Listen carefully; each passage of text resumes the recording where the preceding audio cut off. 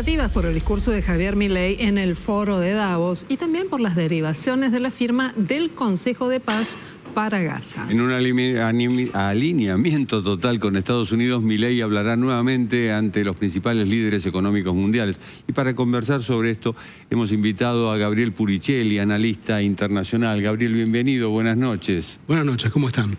Bueno, viene el foro de Davos. Hoy Trump cumple un año. Parece que hubiera pasado un siglo desde el 20 de enero del año pasado. ¿Cómo ves la perspectiva, sobre todo de Davos, ¿no?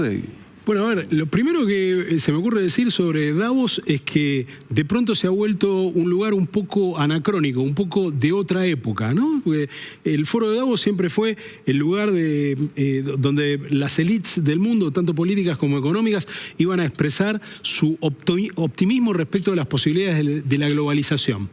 Y hoy estamos en un momento de enorme proteccionismo estadounidense, de un Estados Unidos que ha decidido presidir un orden internacional sin reglas que hace que sea difícil manifestar ese optimismo un poco a veces ingenuo que fue la marca de Davos durante muchos años.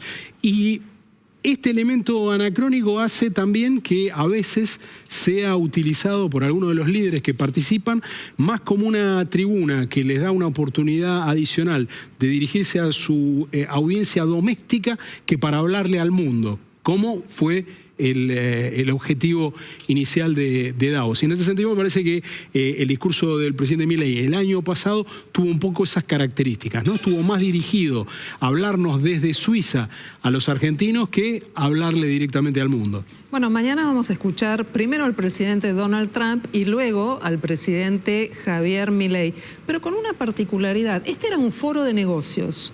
Pero en esta oportunidad parece que la cuestión política va a tener mucha fuerza. El foro se llama El espíritu del diálogo y llega en un momento de mucha tensión mundial. ¿Puede ser el foro de los desencuentros, el foro de las diferencias? ¿Qué puede llegar a pasar allí? Bueno, un diálogo diacrónico ya empezó hoy, porque los discursos de hoy de Ursula von der Leyen, la presidenta de la Comisión Europea, y en particular del presidente de la República Francesa, Emmanuel Macron, fueron discursos que en buena medida estuvieron dirigidos a Donald Trump, estuvieron centrados en plantar algunas palabras claves que no forman parte del léxico de Donald Trump y a polemizar de manera prácticamente abierta respecto del orden internacional que imaginan. No estuvo la palabra Groenlandia en ninguno de los dos discursos, pero fue muy claro que fue una palabra que se evitó para no escalar diplomáticamente, pero se dijeron las cosas más fuertes que se podían decir sin llegar a la retórica más encendida. Seguramente el discurso de mañana del presidente Trump contendrá alguna respuesta a eso, y por eso hablo de un diálogo diacrónico, ¿no? Donde unos hablan primero, otros hablan después, y veremos cómo acomoda el cuerpo, si es que lo hace el presidente Milei a esta situación. Porque el presidente Milei, lo planteaban ustedes en la introducción recién, llega con esta política de alineamiento, que yo más bien califico de política de sumisión a los Estados Unidos, pero también llega a Davos pocos días después de firmar este importantísimo acuerdo con la Unión Europea. Y esas dos cosas en este momento son crecientemente incompatibles. ¿Y cómo van a repercutir para la Argentina?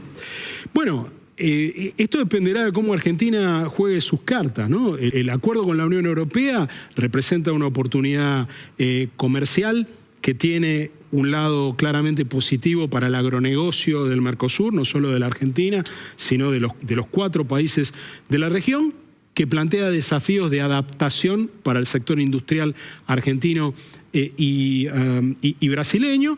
El éxito de esa adaptación dependerá del apoyo que los gobiernos le quieran dar a su sector industrial. Y mientras que en el caso brasileño podemos tener confianza en que el Estado brasileño va a acudir en apoyo de su sector industrial para mejorar su competitividad y que puedan aprovechar estas nuevas condiciones con Europa, En el caso argentino, esta definición de laissez-faire y de no elegir ganadores, como lo ha dicho en más de una oportunidad el presidente, puede hacer que sea un regalo envenenado. Pero más allá del aspecto comercial, este acuerdo significa una reivindicación muy fuerte del multilateralismo, algo que Estados Unidos está dejando de lado y en lo que el gobierno argentino hasta ahora lo acompaña. Pero bueno, ahora, y tal vez Davos sea el primer foro en el que Milei tenga que hacer frente públicamente a esto, la Argentina se encuentra tironeada entre estas dos visiones del mundo que hace un tiempo estaban simplemente en tensión, pero que alrededor de la cuestión de Groenlandia están llegando prácticamente a un momento de choque. Hablando de tironeos, la política exterior argentina se caracteriza últimamente por el apresuramiento. Trump lanza esto del Board of Peace, del Consejo de Paz, inmediatamente dice suscribimos, pero al otro día te dice Trump, bueno, pero mirá que la membresía cuesta $1.000 millones si querés quedarte. Eso por un lado. Por el otro lado, los invitados para ese Consejo de Paz, Bielorrusia, Rusia, es decir, países que no son políticamente correctos. Y a eso le sumamos posiciones, por ejemplo, sobre agencias de Naciones Unidas, salirse de Naciones Unidas cuando Argentina está postulando un candidato para ser secretario general, Grossi. Entonces, es contradictoria. A ver, ¿qué nos decís? Es contradictoria, pero da toda la impresión de que el equipo del canciller Kirchner no percibe esas contradicciones. O sea, Argentina dice una cosa y la contraria, o hace una cosa y la contraria, sin solución de continuidad, porque efectivamente Estados Unidos dice una cosa y dice la contraria, hace una cosa y hace la contraria. Y en esta política de sumisión total, Argentina va detrás de esas inconsistencias. Por supuesto, Estados Unidos, siendo la única superpotencia del globo, porque concentra todos los atributos del poder, no solo económicos, sino también militares, puede darse el lujo de navegar o de aplanar esas contradicciones. Un poder medio como la Argentina tiene que tener un tipo de cuidado de su presentación diplomática que no parece ser una preocupación de este gobierno. Te agrego un dato de las últimas horas que sería una pena que pase desapercibido. El presidente Trump criticó al Reino Unido porque se apresta a acatar un fallo de la Corte Internacional de Justicia por el cual va a devolver a sus habitantes originales las Islas Chagos. Es un caso calcado del de las Islas Malvinas. A Mauricio. Es un caso que nuestros diplomáticos profesionales vienen estudiando hace muchísimos años.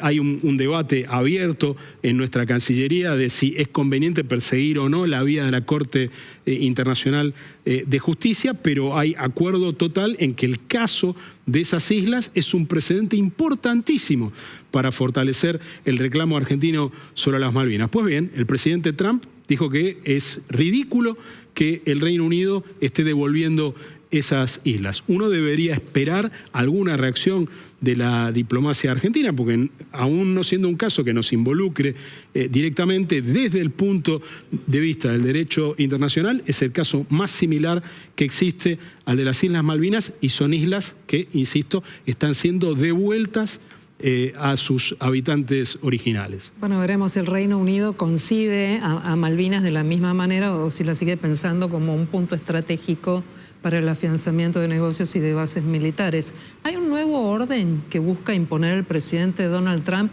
que tiene que ver con la fuerza, a veces con la economía, a veces con operaciones especiales, a veces en el propio territorio norteamericano, con lo que pasa con la forma en la que se ha actuado, por ejemplo, en Minnesota. ¿Hay un nuevo orden? Hay una extensión de la política doméstica de Trump a la política internacional. La fuerza es el elemento decisivo, la ley pasa a ser un elemento secundario.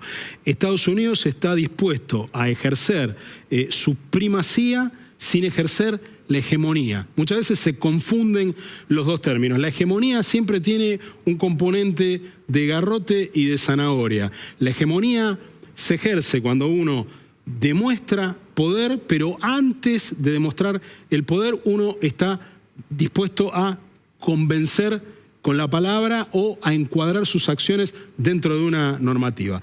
Todo esto, la diplomacia de Trump, si es que acaso la podemos todavía llamar diplomacia, lo deja completamente de lado. Si hay un orden imaginado en Trump, hay claramente un orden de las áreas de influencia, donde Estados Unidos no le pide permiso a nadie para ejercer de manera desnuda su poder en el hemisferio occidental. Un hemisferio donde, como lo dijo el politólogo Ignacio Lavaki, está vigente no la doctrina Monroe, sino la doctrina Brezhnev de la soberanía limitada. En la época de la Unión Soviética, ese antiguo secretario general del Partido Comunista de la Unión Soviética sostenía que en el campo socialista había un único país con soberanía plena, que era la Unión de Repúblicas Socialistas Soviéticas, y todos los demás estados tenían soberanías limitadas. Trump está mirando a nuestro hemisferio de esa manera y está aceptando tácitamente un área de influencia rusa en Europa y Asia y un área de influencia china en el sudeste asiático. Gabriel, te tenemos que despedir. Voy a hacer una última, muy breve en tu respuesta, pero sé que me vas a entender. Va a parecer trivial que yo te pregunte, ante esta situación de tensión, puertas adentro de Estados Unidos, ¿qué va a pasar con las miles de personas que van a viajar para participar del Mundial de Fútbol, teniendo en cuenta los controles que se dan en el territorio norteamericano? La verdad que es muy difícil imaginar que el Mundial transcurra en condiciones normales, salvo que cambie de un día para el otro, que gire 180 grados la política que está haciendo la policía migratoria de los Estados Unidos, porque lo que estamos viendo todos los días es que esa policía está haciendo lo que se denomina en inglés racial profiling, ¿no? Parar a gente por el acento, por el color de piel. Y lo lógico es anticipar que quienes van a llenar los estadios en un mundial que se tuviera en condiciones normales van a tender a tener un acento que no es el de los blancos de Estados Unidos y un color de piel que también es distinto. Así que seguramente, si no media un cambio de 180 grados de esta política, veamos un mundial rodeado tal vez incluso de violencia. Falta para noviembre, que son las elecciones de medio término, ahí puede cambiar algo. Puede ser también un factor de moderación, veremos. Gabriel Puricelli, te agradecemos mucho que nos hayas acompañado esta noche aquí en Noticias a las 20:30. Gabriel Puricelli es politólogo, es analista político internacional particularmente y nos ayuda a pensar y repensar